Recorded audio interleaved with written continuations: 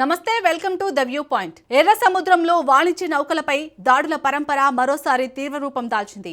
తాజాగా Saudi Arabia నైరుతి తీరంలో ప్రయాణిస్తున్న ఓ చమురు ట్యాంకర్ పై గుర్తు తెలియని క్షిపణి లేదా డ్రోన్ దాడి జరిగింది. దాంతో నౌకలో భారీగా మంటలు ఎగిసిపడ్డాయి.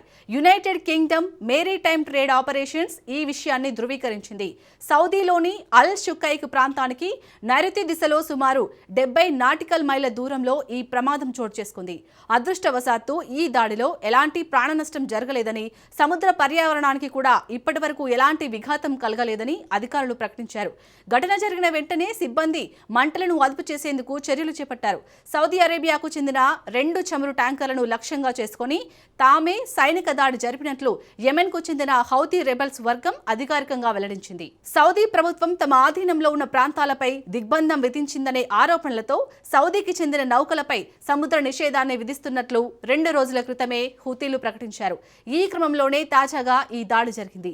కీలకమైన బాబ్ ఎల్ మండేబ్ జలసంధికి సమీపంలో ఈ దాడి జరగడం వల్ల పశ్చిమాసియాలో సముద్ర మార్గ భద్రతపై అంతర్జాతీయంగా తీవ్ర ఆందోళనలు వ్యక్తమవుతున్నాయి. మరోవైపు ప్రసిద్ధ నౌకాయాన విశ్లేషణ సంస్థ కెప్లర్ కథనం ప్రకారం సెక్యూరిటీ పరిస్థితులు వేగంగా దిగజారడంతో హార్ముజ్ జలసంధి, బాబ్ ఎల్ మండేబ్ జలసంధి రెండింటి ద్వారా జరిగే ఓడల రాకపోకలు గణనీయంగా పడిపోయాయి. హౌతీల హెచ్చరికల నేపథ్యంలో గల్ఫ్ ఆఫ్ ఎడెన్ సమీపంలో అనేక వాణిజ్య నౌకలు తమ ప్రయాణాన్ని నిలిపివేసి వెనక్కి మళ్లినట్లు నివేదికలు స్పష్టం చేస్తున్నాయి. ఈ కీలక జలసంధులలో నిరంతరం జరిగే దాడుల వల్ల గ్లోబల్ షిప్పింగ్ మార్గాలు మారిపోవడమే కాకుండా సరుకు రవాణా ఛార్జీలు విపరీతంగా పెరిగి అంతర్జాతీయ ఇంధన మార్కెట్లపై తీవ్ర ప్రతికూల ప్రభావం పడే ముప్పు ఉందని నిపుణులు హెచ్చరిస్తున్నారు.